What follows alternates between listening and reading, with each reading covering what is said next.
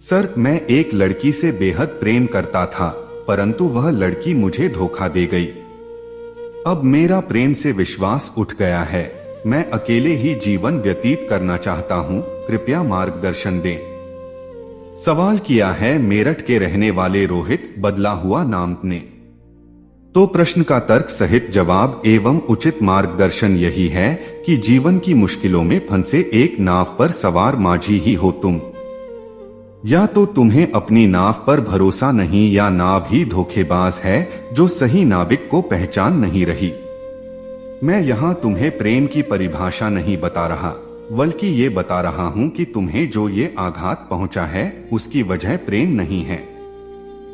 जैसा कि तुमने लिखा कि तुम उस लड़की से बेहद प्रेम करते थे, अर्थात अब नहीं करते, तो जो चीज बीत गई है वो आज तुम्हें व्यथित क्यों कर रही है?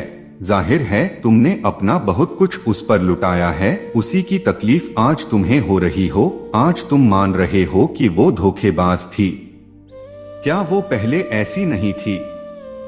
थी तो वो पहले भी ऐसी, पर तुम्हारी किसी खास आदत ने उसका ये रूप जाहिर करवा दिया। तुमने साफ लिखा कि वह तुम्हें धोखा दे गई, अर्थात अब तुम्हारी आंखें उस पर्दे के पीछे की हकीकत साफ देख रही हैं। तीसरे वाक्य में तुमने लिखा कि अब तुम्हारा प्रेम से विश्वास उठ गया है, अर्थात अब तुम नफरत सीख गए हो, ऐसा भी तुमने नहीं कहा।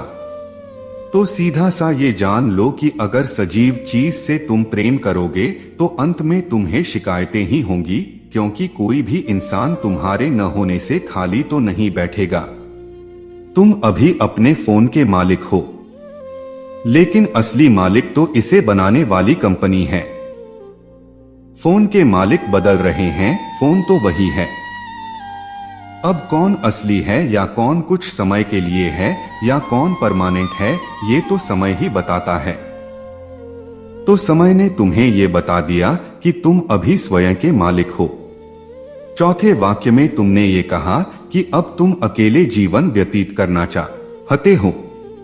इस वाक्य का सीधा कनेक्शन तुम्हारे पहले वाक्य से ही तो है। न तुम उससे प्रेम करते, न वो तुम्हें धोखा देती, न तुम्हारा प्रेम से भरोसा उठता, और न तुम अकेले रहने का विचार मन में लाते। ये सारी फीलिंग्स तुम्हें आज आ रही हैं, क्योंकि आज तुम्हें कहीं न कहीं तकलीफ हो रही है।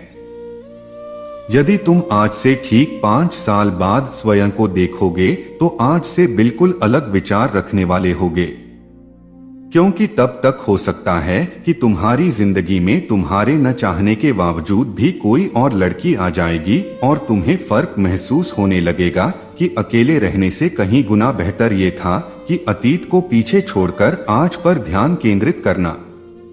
क्या तुम्हें इससे फर्क पड़ता है कि तुम पिछले जन्म में मोर थे? नहीं पड़ता ना।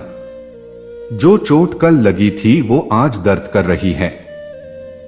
यदि सही इलाज हो गया तो कल तक वो बिल्कुल ठीक भी हो जाएगी।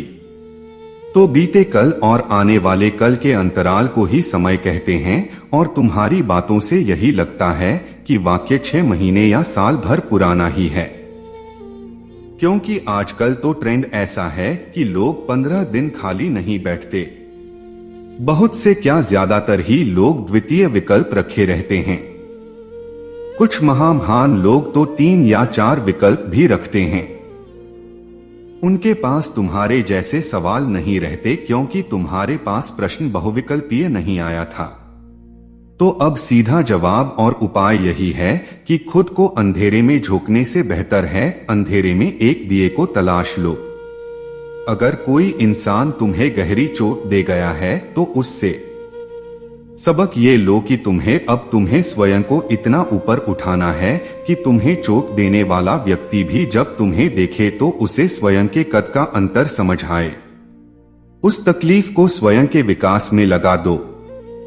कहो कि तुमने उसे माफ किया और अब तुम उस व्यक्ति से भी कई गुना जीवन में आगे बढ़कर दिखाओगे जिसे आज उसने चुना है। क्या तुम ऐसा कर पाओगे? मैं समझता हूं तुम ऐसा अवश्य कर पाओगे।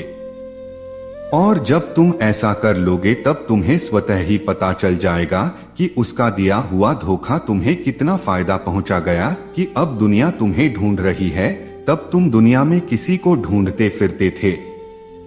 आज वही तुम्हारे साथ है जो असल में तुम्हारे साथ होने लायक था।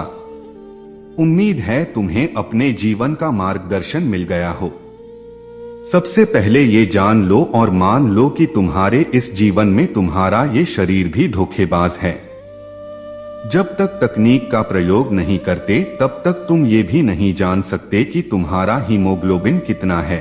जब तुम स्वयं को जानने के लिए तकनीक पर निर्भर हो तो तुम ये ठान लो कि प्रेम जैसा इस दुनिया में कुछ भी होता ही नहीं है। जो तुमने किया वो या तो अति का भरोसा होगा, आकर्षण होगा, तुम्हारी गहरी भावनाएं उससे जुड़ गई होंगी, या फिर दुनिया के ट्रेंड में तुम भी चल रहे हो।